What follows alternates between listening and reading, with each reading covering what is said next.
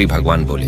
जो पुरुष कर्म फल का आश्रय न लेकर करने योग्य कर्म करता है वह सन्यासी तथा योगी है, और केवल अग्नि का त्याग करने वाला सन्यासी नहीं है, तथा केवल क्रियाओं का त्याग करने वाला योगी नहीं है। हे अर्जुन, जिसको सन्यास कहते हैं उसी को तू योग जान, क्योंकि संकल्पों का त्याग न करने वाला कोई भी पुरुष योगी नहीं होता। योग में आरूढ़ होने की इच्छा वाले मननशील पुरुष के लिए योग की प्राप्ति में निष्काम भाव से कर्म करना ही हेतु कहा जाता है, और योगारूढ़ हो जाने पर उस योगारूढ़ पुरुष का जो सर्व संकल्पों का अभाव है वही कल्याण में हेतु कहा जाता है, जिस काल में न तो इंद्रियों के भोगों में और न कर्मों में ही आसक्त होता है। उस काल में सर्व संकल्पों का त्यागी पुरुष योगारूढ़ कहा जाता है। अपने द्वारा अपना संसार समुद्र से उद्धार करे और अपने को अधोगति में न डाले, क्योंकि यह मनुष्य आप ही तो अपना मित्र है और आप ही अपना शत्रु है। जिस जीवात्मा द्वारा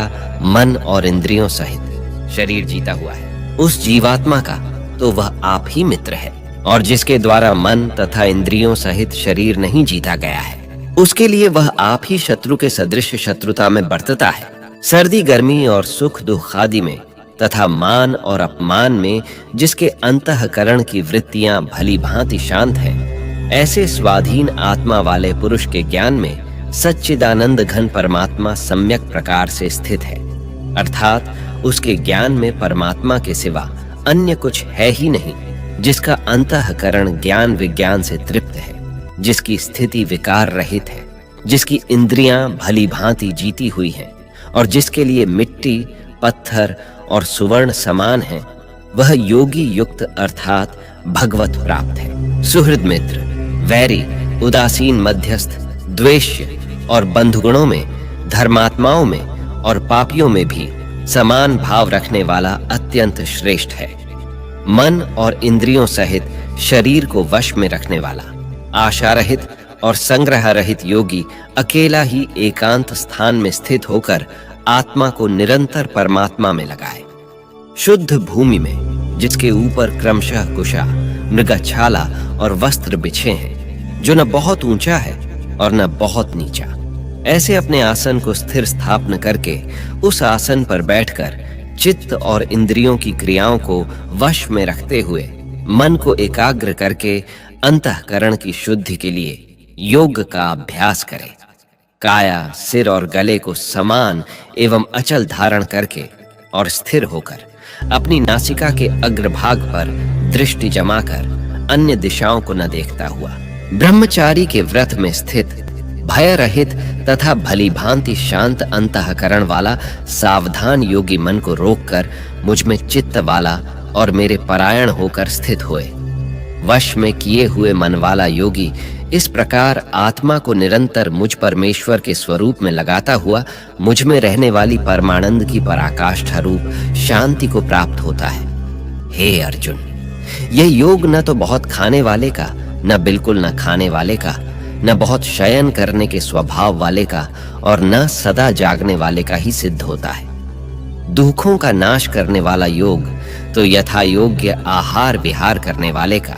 कर्मों में यथा योग्य चेष्टा करने वाले का और यथा योग्य सोने तथा जागने वाले का ही सिद्ध होता है। अत्यंत वश में किया हुआ चित्त जिस काल में परमात्मा में ही भली भांति स्थित हो जाता है, उस काल में संपूर्ण भोगों से स्पृहा रहित पुरुष योग युक्त है, ऐसा कहा जाता है। जिस प्रकार वायु रहित स्थान में स्थित दीपक चलायमान नहीं होता, वैसी ही उपमा परमात्मा के ध्यान में लगे हुए योगी के जीते हुए चित्त की कही गई है।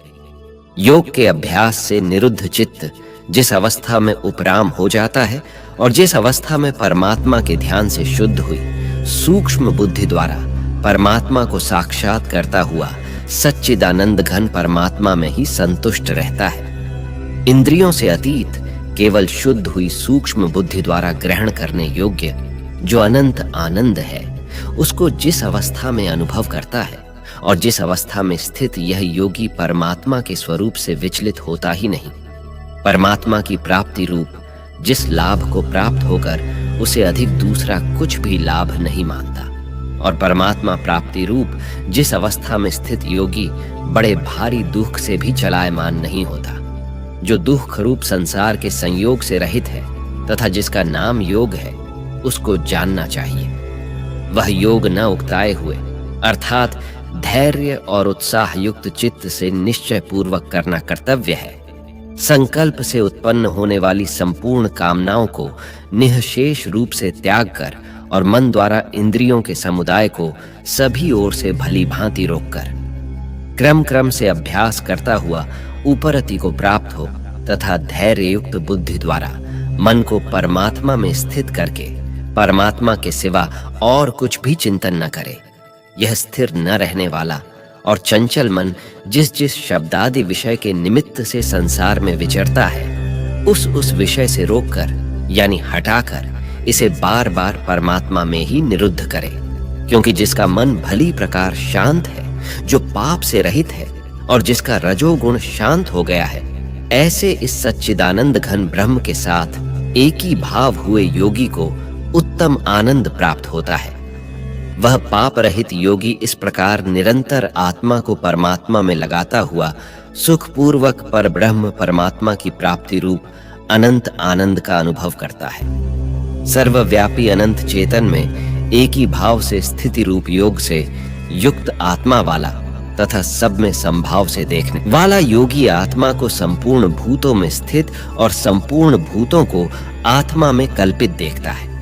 जो पुरुष संपूर्ण भूतों में सबके आत्म रूप मुझ वासुदेव को ही व्यापक देखता है और संपूर्ण भूतों को मुझ वासुदेव के अंतर्गत देखता है, उसके लिए मैं अदृश्य नहीं होता और वह मेरे लिए अदृश्य नहीं होता।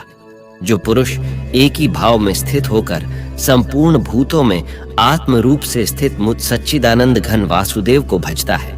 वह योगी सब प्रकार से बरतता हुआ भी मुझ में ही बरतता है। हे अर्जुन, जो योगी अपनी भांति संपूर्ण भूतों में सम देखता है और सुख अथवा दुख को भी सब में सम देखता है, वह योगी परम श्रेष्ठ माना गया है। अर्जुन बोले, हे मधुसूदन, जो यह योग आपने संभाव से कहा है, मन के चंचल होने से मैं इसकी नित्य स्थिति को नहीं देखता हूं, क्योंकि हे श्री कृष्ण, यह मन बड़ा चंचल प्रमथन स्वभाव वाला बड़ा दृढ़ और बलवान है। इसलिए उसको वश में करना मैं वायु को रोकने की भांति अत्यंत दुष्कर मानता हूं। श्री भगवान बोले, हे महाबाहो, निसंदेह मन चंचल और कठिनता से वश में होने वाला है, परंतु हे कुंती पुत्र अर्जुन, यह अभ्यास और वैराग्य से वश में होता है। जिसका मन वश में किया हुआ नहीं है, ऐसे पुरुष द्वारा योग दुष्प्राप्य है और वश में किए हुए मन वाले प्रयत्नशील पुरुष द्वारा साधन से उसका प्राप्त होना सहज है। यह मेरा मत है। अर्जुन बोले, हे श्री कृष्ण, जो योग में श्रद्धा रखने वाला है किंतु संयमी नहीं है, इस कारण जिसका मन अंतकाल में योग से विचलित हो गया है, ऐसा साधक योग की सिद्धि को अर्थात भगवत साक्षात्कार को न प्राप्त होकर किस गति को प्राप्त होता है? हे महाबाहो, क्या वह भगवत प्राप्ति के मार्ग में मोहित और आश्रय रहित पुरुष छिन्न भिन्न बादल की भांति दोनों ओर से भ्रष्ट होकर नष्ट तो नहीं हो जाता? हे श्री कृष्ण, मेरे संशय को संपूर्ण रूप से छेदन करने के लिए आप ही योग्य हैं, क्योंकि आपके सिवा दूसरा इस संशय का छेदन करने वाला मिलना संभव नहीं है। श्री भगवान बोले, हे पार्थ, उस पुरुष का न तो इस लोक में नाश होता है और न परलोक में ही, क्योंकि हे प्यारे, आत्मोद्धार के लिए अर्थात भगवत प्राप्ति के लिए कर्म करने वाला कोई भी मनुष्य दुर्गति को प्राप्त नहीं होता। योग भ्रष्ट पुरुष पुण्यवानों के लोकों को अर्थात स्वर्गादि उत्तम लोकों को प्राप्त होकर उनमें बहुत वर्षों तक निवास करके फिर शुद्ध आचरण वाले श्रीमान पुरुषों के घर में जन्म लेता है। अथवा वैराग्यवान पुरुष उन लोकों में न जाकर ज्ञानवान योगियों के ही कुल में जन्म लेता है। परंतु इस प्रकार का जो यह जन्म है, सो संसार में निःसंदेह अत्यंत दुर्लभ है। वहां उस पहले शरीर में संग्रह किए हुए बुद्धि संयोग को अर्थात संबुद्धि रूप योग के संस्कारों को अनायास ही प्राप्त हो जाता है। और हे कुरुनंदन, उसके प्रभाव से वह फिर परमात्मा की प्राप्ति रूप सिद्धि के लिए पहले से भी बढ़कर प्रयत्न करता है। वह श्रीमानों के घर में जन्म लेने वाला योग भ्रष्ट पराधीन हुआ भी उस पहले के अभ्यास से ही निसंदेह भगवान की ओर आकर्षित किया जाता है तथा संबुद्धि रूप योग का जिज्ञासु भी वेद में कहे हुए सकाम कर्मों के फल को उल्लंघन कर जाता है। परंतु प्रयत्न पूर्वक अभ्यास करने वाला योगी तो पिछले अनेक जन्मों के संस्कार बल से इसी जन्म में संसिद्ध होकर संपूर्ण पापों से रहित हो फिर तत्काल ही परम गति को प्राप्त हो जाता है। योगी तपस्वियों से श्रेष्ठ है,